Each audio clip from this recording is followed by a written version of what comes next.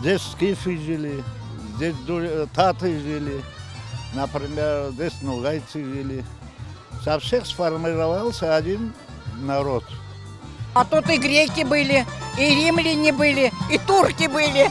По-моему, тут все смешалось. И получилось такое взрывное национальное нация. Алан идилер, год идилер, и білмеймін, бекімен доғыр айтмайдырым, білмеймін мен.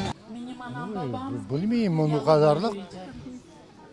Все формировались в Крыму, и мы сформировались. Смогу сказать.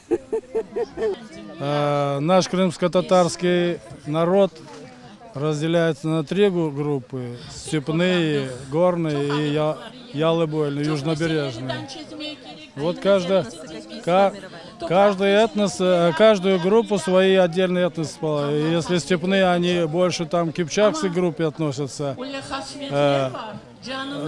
то горные таты и ялыбойские, там участвовали и греки, и генуэзцы, и итальянцы, и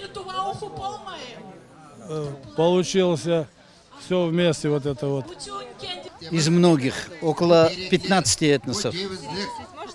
Ну да, это, значит, тюркские, готы, кемерийцы, аланы. Там много этносов. Скифы, кемерийцы, тавры. Ну, кто там еще были? Потом монголы прибежали к нам тоже туда же.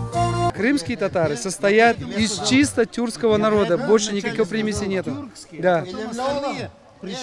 Вот, допустим, тавр. Это что такое? Это тавери, это горец. Кемерийц, это гемери, это мореход.